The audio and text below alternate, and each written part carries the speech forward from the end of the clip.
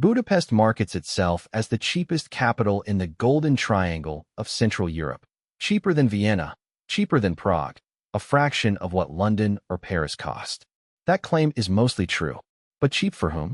Some quick scene setting. Budapest is Hungary's capital and by far its largest city, with roughly 1.7 million people, a hub that concentrates the country's tech jobs, its co-working spaces, and, as we'll see, most of its healthcare infrastructure.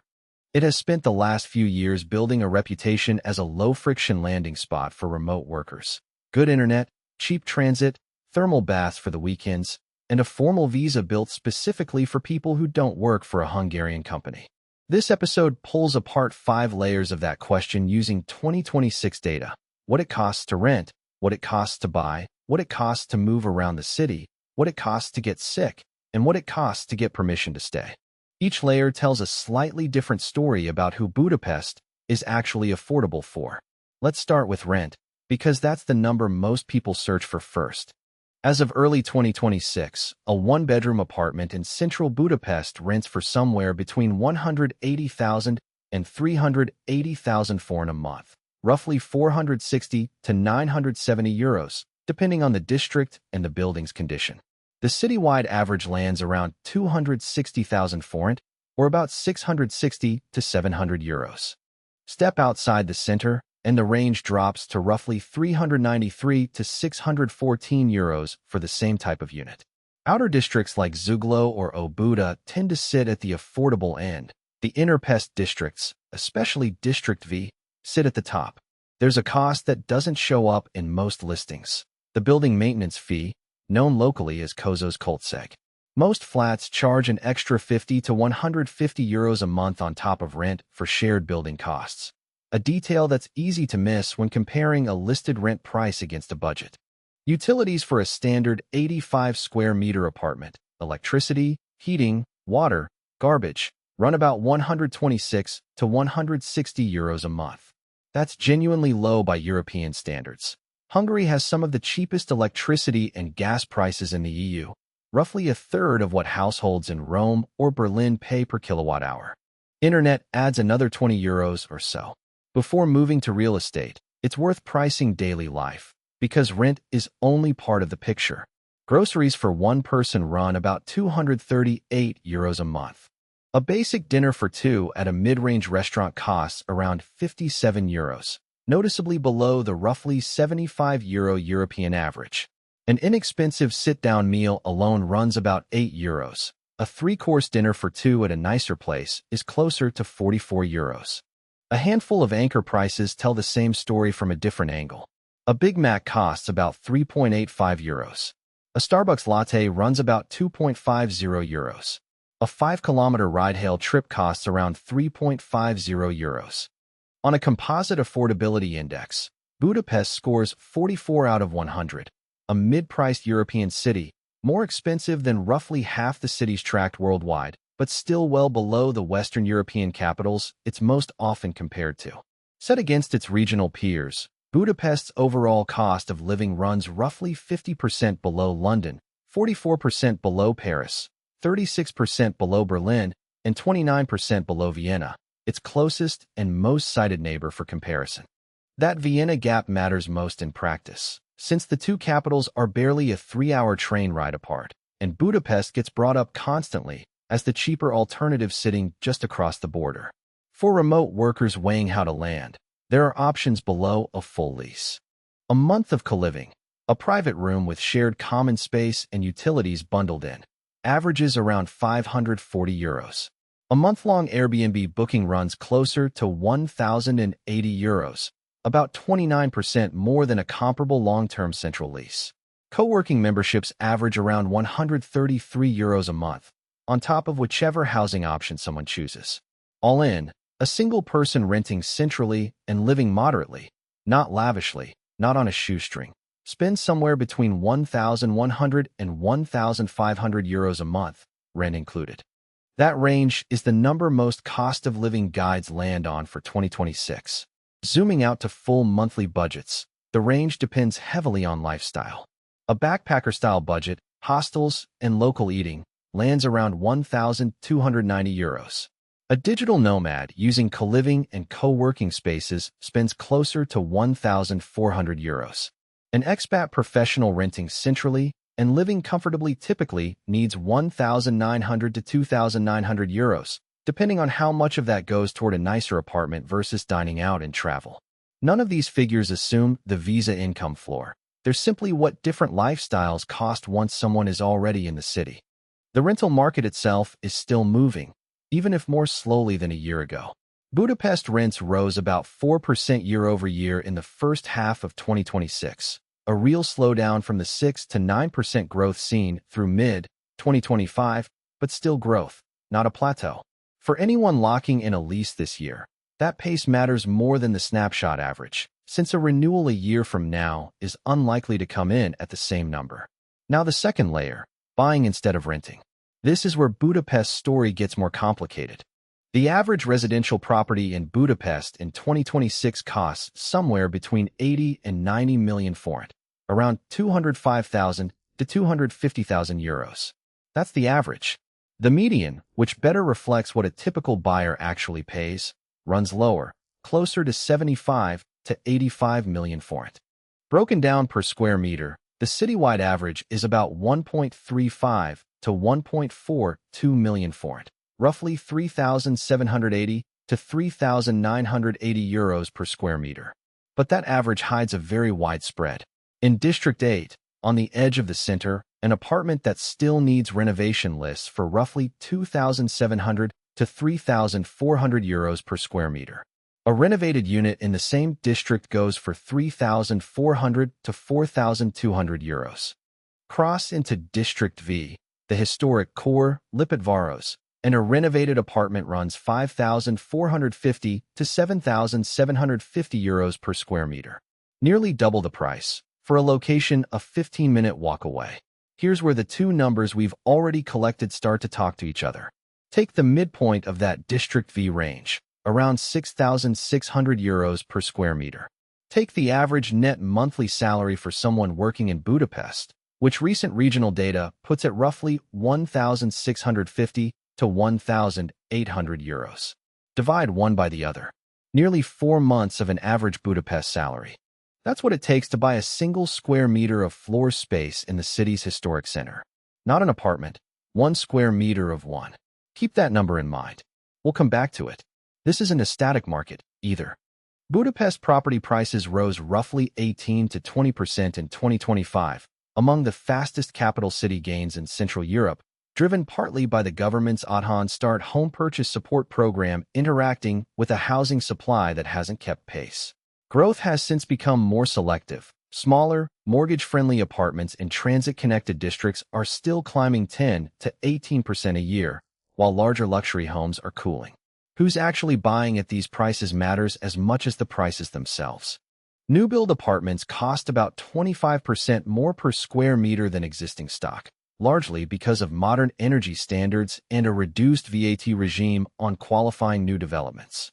Older panel apartments, Soviet-era prefab blocks, remain the most affordable entry point into ownership, averaging around 55 million forint, but they represent only about 10% of what's actually for sale. The clearest demand right now isn't in the historic center at all. It's in transit-connected districts like 13 around Anguilfold, 11 around Kellenfold, and 9 around Ferencváros, where prices are climbing 14 to 20% a year because they're still financeable on an ordinary mortgage. That's a telling detail. Even the fastest-growing corners of the market are the ones still within reach of a local salary, while the historic core increasingly sells to buyers who aren't budgeting in forint at all. For anyone actually shopping with foreign savings, the numbers translate roughly like this. A budget of about 200,000 US dollars, around 66 million forint, buys a 45 to 55 square meter brick apartment in solidly ordinary, family-friendly districts like Zuglo or Ferencváros. Expats and investors with larger budgets, typically 160 to 240 million forint, tend to concentrate in districts 2, V, and 12, chasing proximity to international schools and central amenities rather than value per square meter. It's a market where a foreign remote income doesn't just cover rent comfortably. It can buy outright what would take a local decades to save toward. Financing makes the gap concrete. As of mid-2026, typical Hungarian mortgage offers carry annual percentage rates of roughly 6 to 7%, after Hungary's central bank trimmed its base rate to 6% in June. On a loan covering even a modest apartment, that rate turns the purchase price into a monthly payment that, for someone earning the city average salary, competes directly with rent. Except a mortgage also demands a down payment, most local salaries take years to assemble in the first place. One more honest note on the ownership side: most Budapest residents don't buy. With property prices having risen roughly 250% over the past decade, far outpacing wage growth over the same period, saving a down payment on a local salary takes years, and buying without family help or a strong mortgage position is genuinely difficult for someone earning the city average. Renting isn't a lifestyle choice for most locals here so much as the only realistic option, which is part of why rental demand and rental prices keep climbing. And as prices climb faster than wages, that gap between what a square meter costs and what a month of work buys is one worth watching, not a one-time snapshot. Now, from housing to something Budapest genuinely does well: getting around. The city runs on BKK, a unified network of metro, tram, bus, and trolleybus lines that's dense enough to make owning a car in the center mostly unnecessary. A single ticket costs 450 forint, about 1.25 euros. A block of 10 trips costs 4,500 forint, roughly 12.60 euros. And a full monthly pass, unlimited travel across the entire city, costs 8,950 forint, about 25 euros. Getting in from the airport is its own line item, separate from the city pass. The official airport express bus, the 100E, costs 2,200 forint for a standalone ticket, about 6 euros, or 1,000 forint as an add-on if you already hold a valid city ticket. It's not covered by the standard monthly pass, which only applies within Budapest's administrative boundaries. A small asterisk worth knowing before budgeting transport as one flat number. 25 euros a month for unlimited transit is roughly half the European average for a similar pass. It's one of the few line items in this episode where Budapest isn't just cheaper than Western Europe. It's cheap by any reasonable global standard.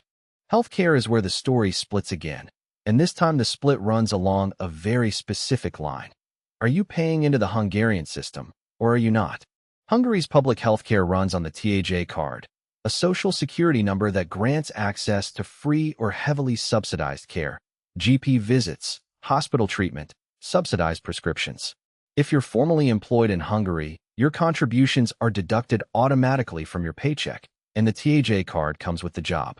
Even within the public system, care isn't entirely free at the point of use. GP visits are covered in full, but seeing a specialist typically involves a co-payment of roughly 2.50 to 8 euros. Modest, but a real out-of-pocket cost that public system marketing sometimes glosses over.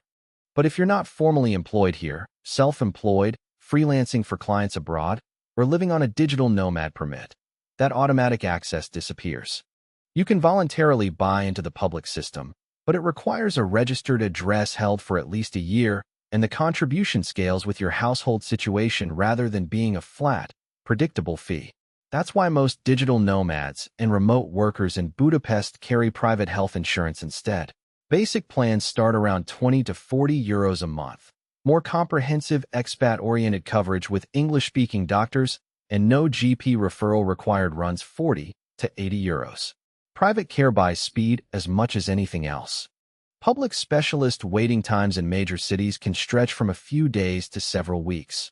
Private clinics, especially in the central districts and the Buda Hills, typically offer same-day or next-day appointments. One practical note worth keeping regardless of which insurance track someone is on: Hungary's emergency line is 104 for ambulance services, though English language support can be inconsistent outside major hospitals. Most residents, local or foreign, are advised to register with a private GP in Budapest specifically because English-speaking staff and next-day availability are far more reliably found there than in the wider public system. There's also a geographic imbalance worth naming plainly. Budapest has roughly 87% more doctors and 64% more hospital beds per capita than the rest of the country. Living in the capital already puts you ahead of most of Hungary in access to care, before insurance type even enters the picture. One factor that doesn't show up in any price table but matters to a lot of people relocating. Hungary consistently ranks among the world's top 20 most peaceful countries on the Global Peace Index, and Budapest has a reputation among expats for being safe to walk around late at night. Pickpocketing risk is generally considered lower here than in Paris or Berlin. It's not a cost of living statistic, but it's part of why the city keeps showing up on remote work shortlists alongside the price numbers. And as we're about to see with the visa system, that line, employed and contributing versus foreign income and outside the system, shows up again in a much more consequential way. Hungary's answer to the digital nomad boom is officially called the residence permit for the purpose of gainful activity performed remotely. Almost everyone just calls it the white card. It's built for one specific profile, someone employed by or running a business registered in a country outside the European Union who wants to live in Hungary while continuing to earn from abroad.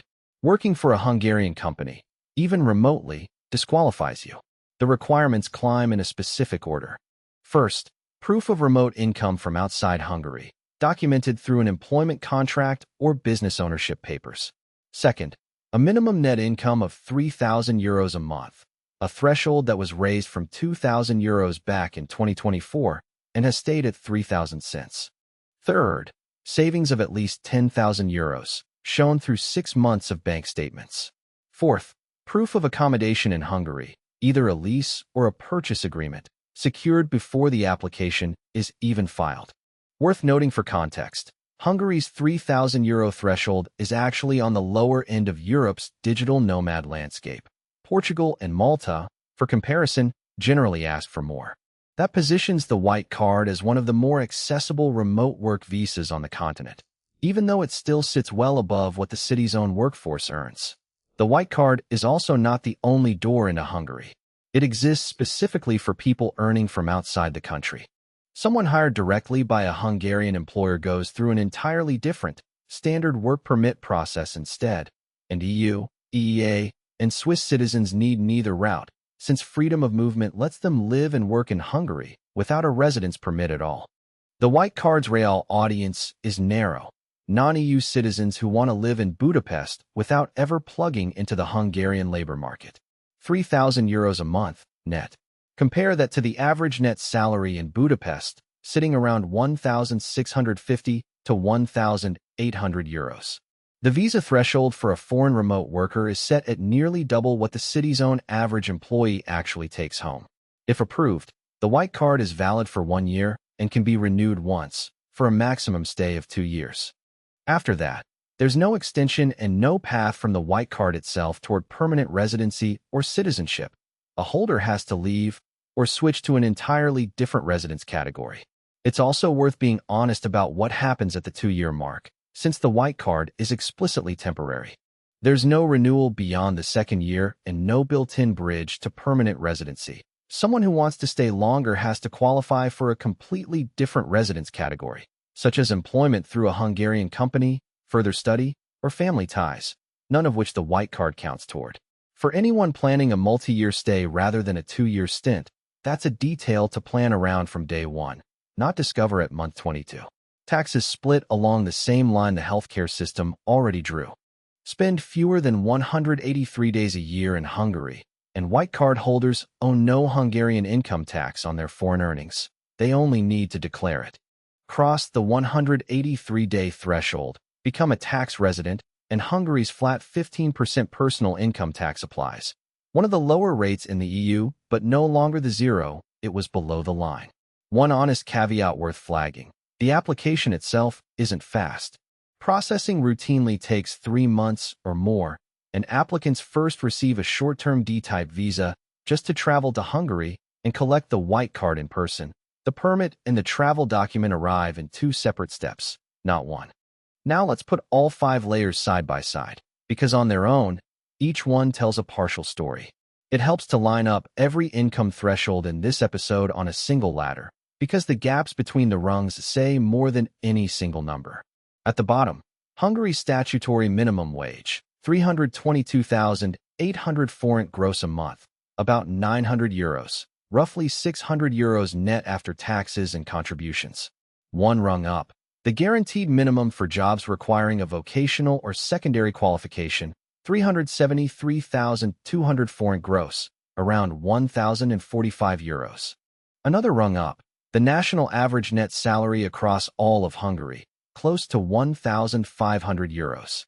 Higher still, the average net salary specifically in Budapest, an estimated €1,650 to €1,800, pulled upward by the capital's tech, finance, and multinational jobs. And at the very top of the ladder, well above every domestic figure below it, the White Card's €3,000 income floor, a number that has nothing to do with what Hungary pays its own workers, and everything to do with what it's willing to let foreign earners bring in. On one side, someone living and working inside the Hungarian system. Their salary is in forint, averaging around €1,650 to €1,800 a month in Budapest specifically, well above the national average, but still modest by Western European standards. Their health care comes automatically through payroll contributions. Their tax situation is straightforward.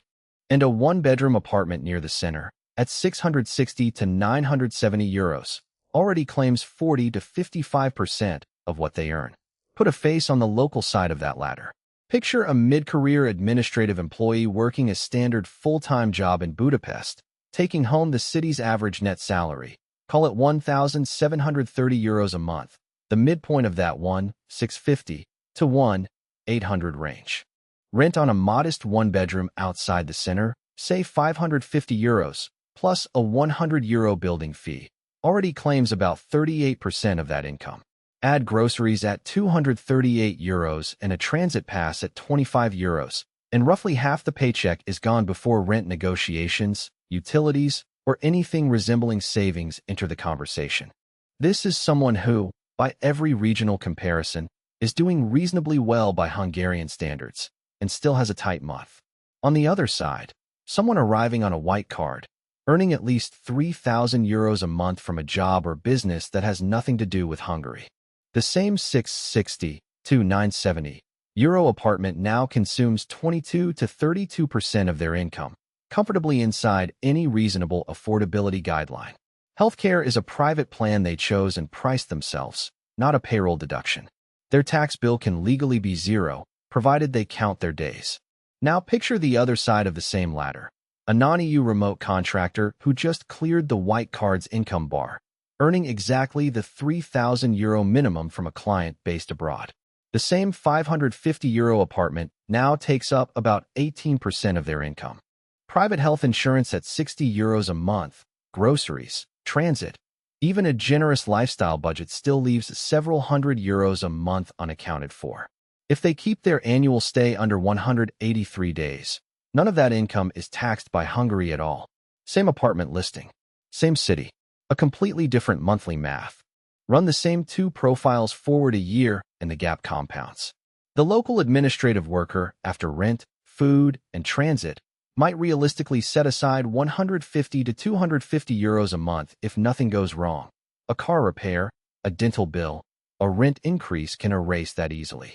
The White Card contractor, spending the same €550 on rent and €60 on insurance out of a €3,000 floor, can plausibly save €1,000 or more a month, even living comfortably.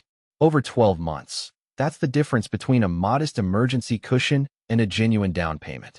Splitting rent to income by district makes the local squeeze even more visible. In an outer district like Zuglo or Óbuda, that €550 one-bedroom claims roughly 32% of the average Budapest salary. Tight, but workable. Move to a mid-tier inner district and rent climbs toward €800, pushing the ratio past 45%. Land in District V itself, where rents run €970 and up, and rent alone can consume well over half of what the average local employee brings home before a single other bill arrives. Same city, same rental listings, same metro line. Two completely different cost equations, and the dividing line isn't a neighborhood, it's which economy your income comes from. If this two-tier pattern sounds familiar, it should. It's the same structural split we found in Belgrade, between residents paid in dinar and those paid in euros, and in Tirana, between people living on less salaries and people living on remote income. Budapest just runs the split through a more formal channel, an actual visa category with a published income floor, rather than leaving it to the informal market the way Belgrade and Tirana largely do. The mechanism differs city to city. The underlying shape, so far, keeps repeating. Which brings us back to that square meter in District V. Nearly 4 months of an average local salary for a single square meter of floor space. A number that only looks reasonable once you remember it wasn't priced for the local salary in the first place. Budapest's property market, like its rental market and its visa threshold, increasingly prices itself for euro income, foreign salaries, or not. On the infrastructure side that actually enables remote work in the first place, Hungary's internet is both fast and unusually cheap, around €20 a month for a home connection, roughly 5 times cheaper than typical US pricing, and about 3 times cheaper than Spain or the UK. Paired with a co-working scene that's grown alongside the White Card program, it's one of the quieter reasons Budapest keeps landing on remote work shortlists, independent of the rent and visa numbers. To be fair to Budapest, not every category in this episode splits the same way. Transit, at €25 a month for unlimited travel, is cheap for everyone who buys the pass, local salary or foreign income, no visa category required. That's worth remembering before painting the whole city with one brush. The split shows up hardest in housing and the visa system, and barely at all on the metro. None of this makes Budapest an outlier. Every city in this series so far has revealed some version of the same fault line between local income and foreign income once you look past the headline cost of living number. What makes Budapest a useful case study is how openly the split is written into policy. A published income floor, a fixed visa duration, a tax rule keyed to a day count, rather than left for people to discover informally after they've already moved. So the question isn't really whether Budapest is cheap. By almost every headline number in this episode, it is cheaper than Vienna, cheaper than Prague, a fraction of London or Paris. The real question is this: are you looking at Budapest's prices with a Budapest salary, or with the income that got you the visa to live there in the first place?